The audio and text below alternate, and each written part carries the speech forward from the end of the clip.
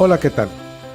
Haré una rápida presentación del contenido del temario de la materia Tópicos avanzados de programación. En el tema 3, saltamos a la revisión de uno de los elementos estructurales del lenguaje Java, la programación concurrente, el uso de hilos. En este tema revisaremos el concepto de proceso y la tecnología de las microcomputadoras que se aplica el concepto de hilo o subproceso. Se harán comparaciones de la programación de flujo único y múltiple, la creación de hilos, la sincronización de estos mismos y el potencial que tienen para mejorar la programación. Gracias.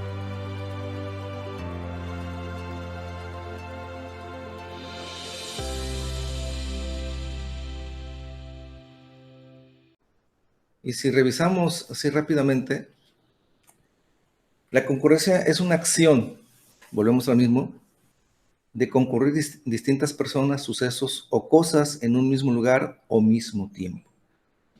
Concurrencia es un concepto que me permite establecer la conjunción de algo, la ejecución de algo, pero con un elemento fundamental, lugar y tiempo.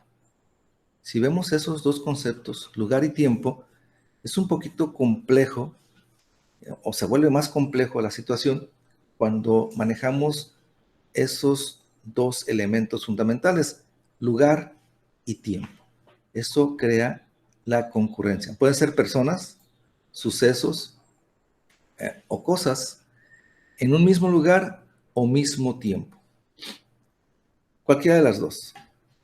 Masiva concurrencia a los comicios regionales chilenos, aquí pusieron. Aquí futuramente en México, dentro de unas semanas, pues va a haber esa situación. Pero también podemos ver, ese es un extracto de Google. Ustedes lo pueden googlear, la palabra concurrencia, y quizás sea la primera definición. Conjunto de personas que asisten a un espectáculo, acontecimiento o prestan atención a algo similar. Esa es la concurrencia. El estreno de una película que acudió a la numerosa concurrencia. Esos son ejemplos cotidianos de la palabra concurrencia. Pero si esto lo extrapolamos a lo que es programación, ¿cómo lo manejaríamos? ¿Qué es lo que me interesa en una computadora donde hay elementos que coinciden en lugar o tiempo? ¿En dónde enfocaríamos la concurrencia en un sistema de programación que maneja procesos?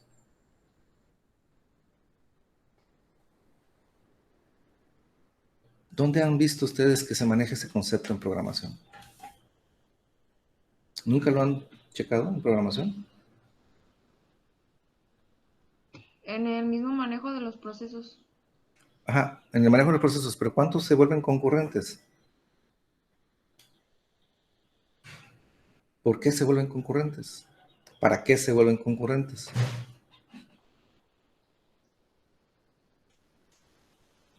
Vamos a poner una pizarra. Déjenme encontrarla. Bueno, aquí está una pizarra para los de programación de objetos. Y vamos a hablar sobre una idea. O sea, el tema de concurrencia lo podemos ver así, una definición y ya está el tema de la concurrencia. Pero vamos a poner que está, ¿se acuerdan del sistema de una computadora, un sistema básico? ¿Cómo se define un sistema básico? En el centro está la unidad central de proceso. ¿Se acuerdan de eso? ¿Alguien vio ese esquema alguna vez? Y alrededor de la unidad central de proceso, pues hay una gran cantidad de elementos que se llaman periféricos. Aquí podemos hablar que tenemos, no sé, un disco duro, es un periférico. Podemos hablar que tenemos memoria RAM, esa es la RAM. Podemos hablar que tenemos, no sé, una pantalla de computador. O una impresora, si gustan. Bueno, aquí ya se deformó el dibujo, pero es una impresora. O tenemos un pequeño mouse, o tenemos no sé qué más, un teclado. O podemos tener varios periféricos más alrededor de nuestra unidad central de proceso. Hay otros tipos de memoria. ¿Qué otra cosa podemos tener? Un lector de código de barras, ¿sí? Y así sucesivamente. Imagínense que ustedes están conectados en una red de unidades centrales de proceso y que varios unidades centrales de proceso en toda su requieren una impresora.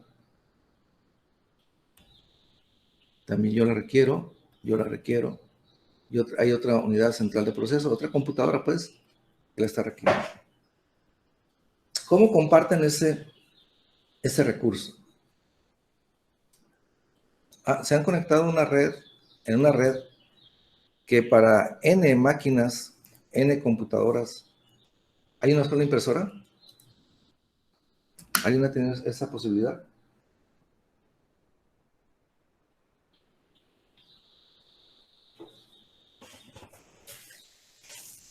¿Qué ¿Jóvenes? preguntó, profe? Sí, A ver, alguien dijo que sí. sí, profe. ¿Me podías repetir la pregunta para que tu compañero escuche y la respuesta?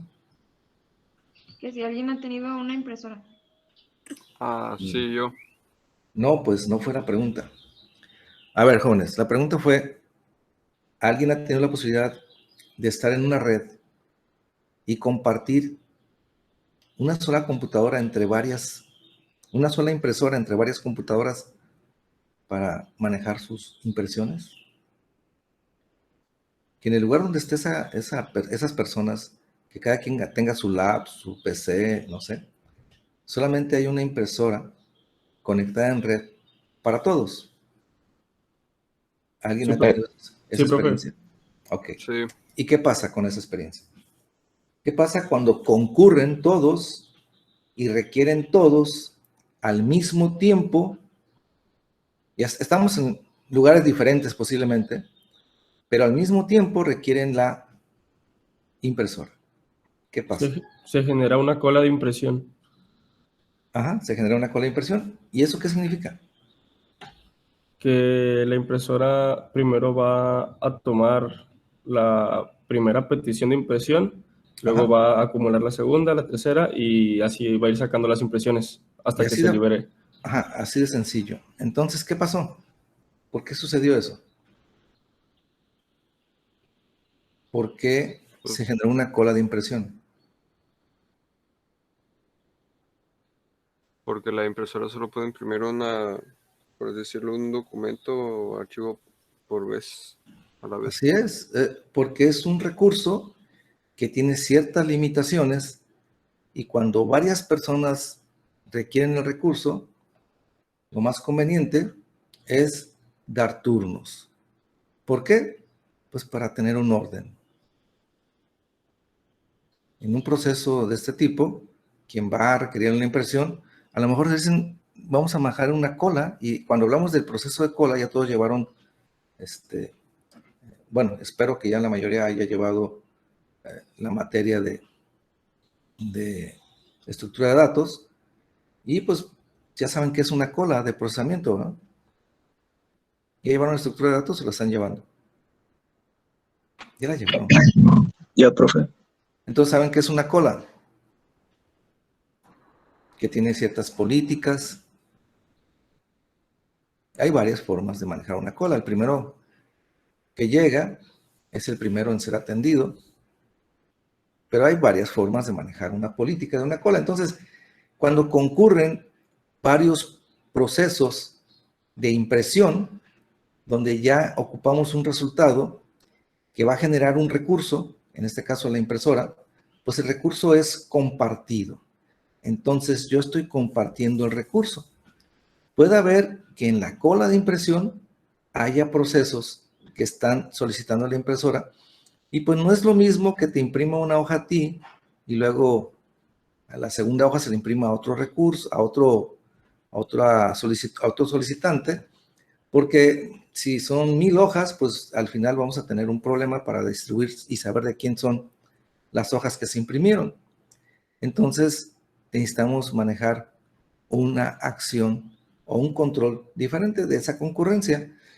Y existen muchos procesos que tienen mayor prioridad que otros y que ya en la cola, no en el momento que está la impresión, aunque hay situaciones en donde puedes interrumpir un proceso de impresión muy largo, lo interrumpes, cierras el proceso, bueno, lo mandas a algún lugar de la cola, recogen la información y a partir de ahí sale otro proceso. ¿Por qué? Porque era urgente. Y se puede hacer. Se le da prioridad a un proceso más rápido y que tiene una significación entregarlo impreso. Pero esto sucede quizás porque hay un concepto que se llama recurso limitado. No pasaría esto si yo tuviera 10 impresoras. Si llegaran 10 procesos, pues estarían los 10 procesos al mismo tiempo en diferentes impresoras generándose su reporte impreso. Pero como tenemos generalmente recursos limitados, pues tenemos que buscar acciones para que esos recursos sean explotados óptimamente. Y el hecho de tener muchas impresoras también no es una masiva procesamiento, porque también tendríamos que optimizar recursos. Porque ¿qué pasa si falla un dispositivo? Bueno, pues detenemos todo el proceso y tenemos que buscar una acción para solucionar el problema. Entonces, quizás este ejemplo sea muy burdo, pero la concurrencia, como dijimos, se maneja de esa forma. Entonces vamos a ver qué es un hilo. Si vamos a manejar hilos o thread, vamos a ver qué es un hilo. Y un hilo, a diferencia de un proceso, o sea, un hilo es como, digamos, la representación de un proceso, pero en una microcomputadora. Hay diferencias fundamentales, pero vamos a irlas viendo poco a poco. Hilo es un trozo de código de un programa, fíjense bien, trozo de código de un programa. O sea, es una parte del código. Y un proceso, pues es todo el programa en ejecución. Y el hilo es una pequeña parte de ese código. Un concepto que trata de equiparar lo que hacen las grandes computadoras con lo que podría ser una microcomputadora. El hilo se le puede manejar como un trozo de un programa que puede ser ejecutado al mismo tiempo que otro. ¿Sí? Entonces quiere decir que en las grandes computadoras los procesos son completamente independientes y es el conjunto de una tarea. O digamos, una tarea tiene un proceso. Lo que tú les pidas que hagas va a tener un proceso, un programa en ejecución. Pero aquí en las microcomputadoras el concepto se manejó un poquito de forma diferente. Una tarea puede estar formada de varios hilos de procesamiento. Entonces, una tarea puede ser concluida por varios hilos. Pero queda todavía muy borroso el concepto de hilo y vamos a tratar de estructurarlo de otra forma. A ver, entonces para ver este concepto, sí es importante que revisemos, dejen pasar esto, que revisemos, dejen quitar eso, revisemos un ejemplo. A ver, jóvenes, digamos que en las grandes computadoras, los programas en ejecución que van a concluir una tarea o van a llevar a cabo una tarea están definidos por procesos. Y el proceso tiene ciertas características a nivel de control del sistema operativo. ¿Quién controla los procesos? Un sistema operativo. A lo mejor el proceso ustedes lo estructuraron a través de no sé, un lenguaje de programación, un manejador de base de datos, lo que sea, es a través de un lenguaje donde tú creas un programa y les das las instrucciones, y cuando se ejecuta el proceso, bueno, alguien debe registrar en qué instrucción va, cuáles son los elementos que está ejecutándose, qué valores tienen sus variables, y no sé si recuerdan ustedes un símil. Bueno, vamos a ver un ejemplo ahorita. Este es un ejemplo ya viejito, ya no creo que funcione ahorita. Espero que a ustedes les haya tocado algo de esto. Imaginen que un usuario quiere ver un listado de 100 imágenes que se descargan desde Internet. ¿Alguien ha descargado muchas imágenes al mismo tiempo? Bueno, no al mismo tiempo, sino que muy pesadas, pues, las imágenes. ¿Alguien ha descargado imágenes? Sí, sí, Sí, profe. profe. ¿Qué pasa en el proceso de descarga de imágenes actualmente? Si ustedes quieren descargar imágenes. Es decir, son, por ejemplo, pesadas y Ajá. las descargas, por ejemplo, 2, 3 segundos después, se descargan al mismo tiempo. O sea, se empiezan a descargar, bueno, no al mismo tiempo, sino que empieza a cargar una y empieza a cargar la otra sin necesidad de que primero termine una. Es un poquito más rápido descargar de un servidor imágenes, que tú tomes tus imágenes o tus videos, bueno, los videos son más pesados, y los subas a una base, a una, no sé, a una área de memoria en la web, a una nube, a un repositorio. Son procesos que tienen velocidades muy diferentes. Es más rápido descargar que cargar, ¿cierto o no? Bueno, Mm, imagínense que hace muchos años el proceso en Internet y estos procesos eran muy complicados porque la velocidad de Internet era muy lenta. Ahorita estamos en el... ¿Cuál es la velocidad que manejamos? ¿Cuál es la tecnología que estamos manejando para la velocidad de Internet? ¿Alguien me puede manejar el nombre de la tecnología que estamos usando? ¿No? ¿Alguien que conozca la tecnología? Se maneja mucho en los teléfonos celulares, ¿No es la 4G o eso? las 4G. ¿Qué significa 4G? No, no sé. ¿No? ¿La G de qué es? ¿De Gerardo? ¿De qué será? Pero sí tienen teléfono celular, todos. ¿No sería de la cuarta generación? Algo Ah, así. ok, sí, o sea, pero la G, ¿qué significa?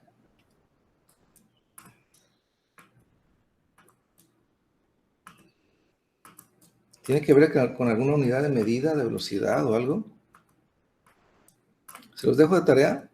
A ver, jóvenes, ustedes son, bueno, todos son del área de sistemas. Una forma de manejar datos es a través de la web. Y la web maneja tecnologías para distribuir información. A lo mejor aquí no nos toca ver qué tecnología, son las tecnologías de Internet, pero si ustedes van en un automóvil, ¿cómo manejan la velocidad? ¿Qué unidad de medida manejan para definir la velocidad en un automóvil? ¿Kilómetros sobre hora o algo así? Kilómetros por hora, generalmente. Generalmente manejamos la velocidad en kilómetros. ¿Y la potencia de un automóvil? ¿Alguien sabe cómo se maneja?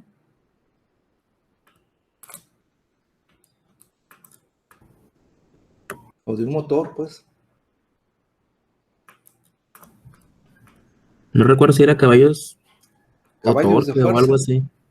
El torque es, bueno, ya es una medida más específica también representa fuerza, pero generalmente son caballos de fuerza. ¿Y alguien sabe por qué era caballos de fuerza?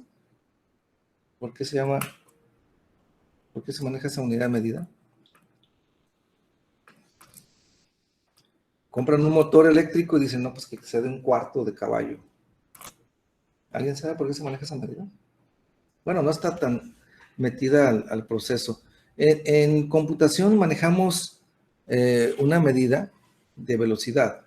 ¿Cuál es la medida de velocidad en computación? De velocidad. A ver, ¿Creen que deberían de saber eso o eso es algo especial para ciertos computólogos? ¿O ustedes están en cuarto semestre? ¿Deberían de saber eso? ¿Esas medidas? Sí, ¿Y cuál es la medida en que se ve la velocidad en que transmitimos un flujo de bytes? Megabytes por segundo. Ah, ok. Esa sería la distribución. ¿Y la velocidad de una computadora? Sí, para distribuir, tú dices, tienen la velocidad de megabytes por segundo. Entonces ya tenés una unidad de medida que es el mega, que es un estándar, un prefijo estandarizado internacionalmente para las unidades de medidas. Tenemos megas, kilos, o kbytes, megabytes, terabytes. Esas medidas ya se las conocen, ¿verdad? Todas las manejan, ¿sí? Entonces ahora hay que buscar, esa es la medida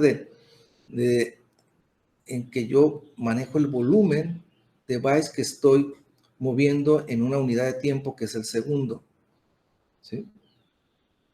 Pero a veces hay algo que se llama bus de transmisión, que ese bus tiene una velocidad en sí, que eso es lo que va a permitir que esta generación de 4G, que me van a investigar qué significa la G, porque pues lo oímos que estamos en la 4.5G y que viene la 5G, ¿qué es eso? Entonces tenemos que saber. Bueno, les voy a dejar de tarea que me investiguen qué es a qué se refiere el agregado G en la, digamos, definición de la tecnología que usamos para la transmisión en Internet. Entonces, imagínense que tenemos 100 imágenes muy pesadas y queremos descargarlas de Internet. Y hay dos formas que te va a ofrecer un sistema. Bueno, esto ya está medio obsoleto, pero te va a ofrecer un sistema.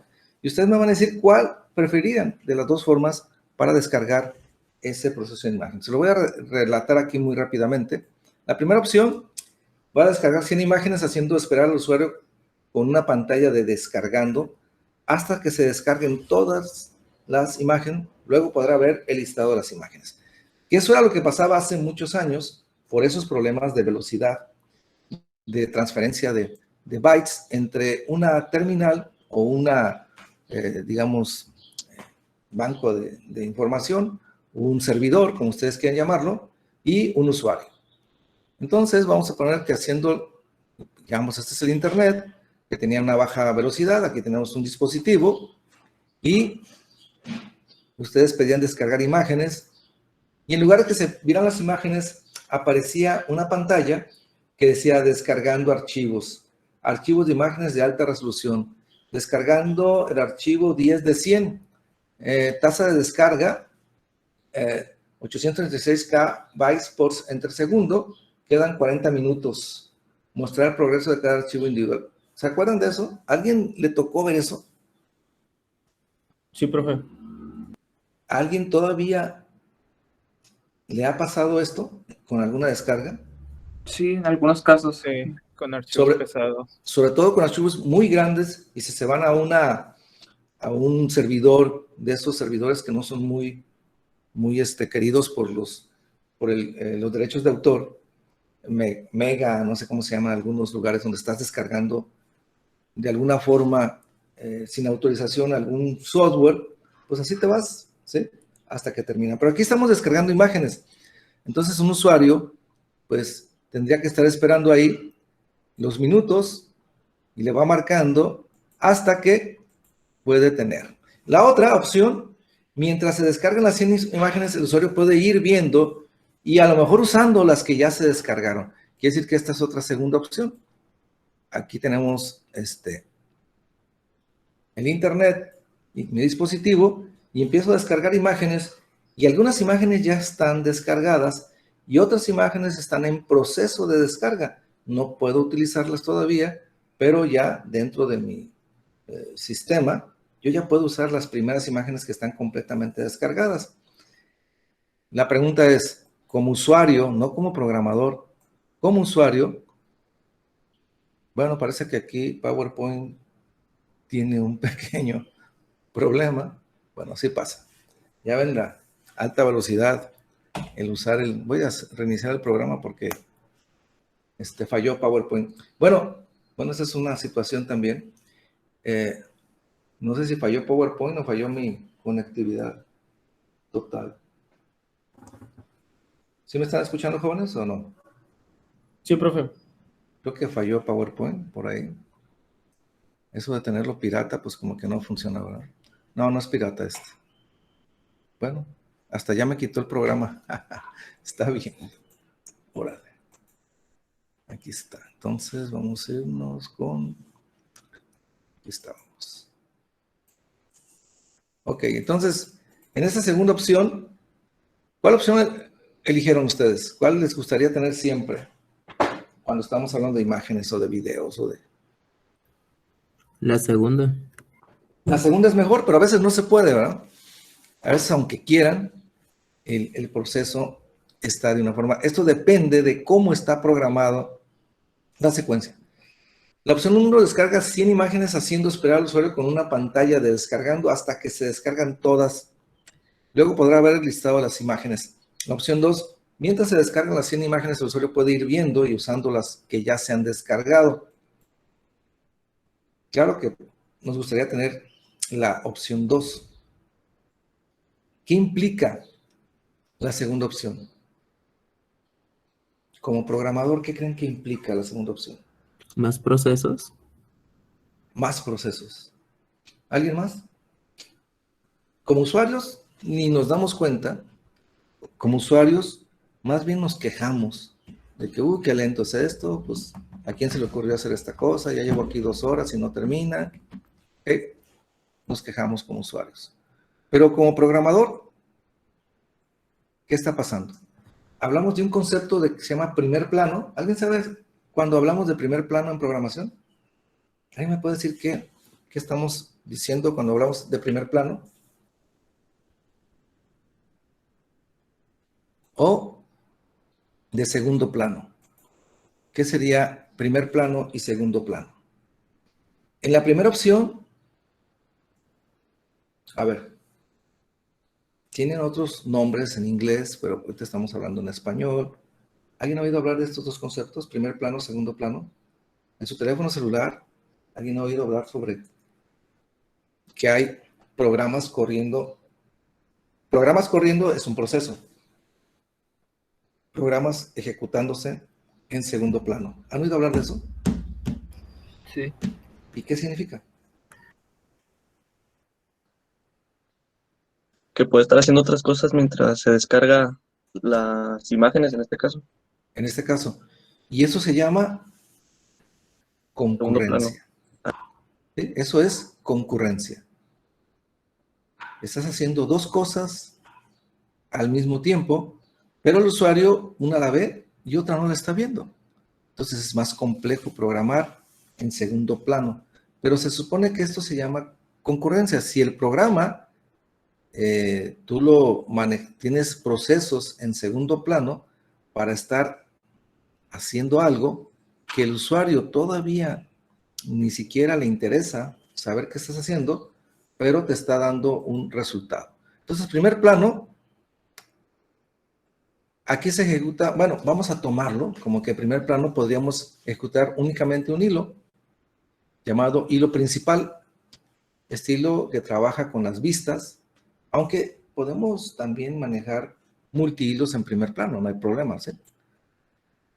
Con la interfaz gráfica se le conoce como front-end, que ve el usuario, botones, ventanas emergentes, campos editables, etc.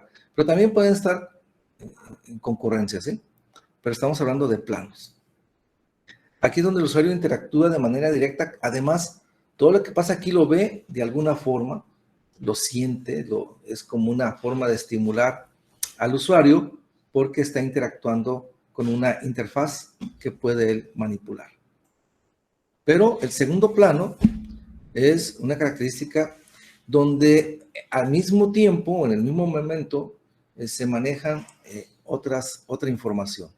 Se ejecuta todo el resto de hilos. Quiere decir que todos los demás procesos que se requieren usarse al mismo tiempo, se pueden ejecutar sin que el usuario los esté monitoreando.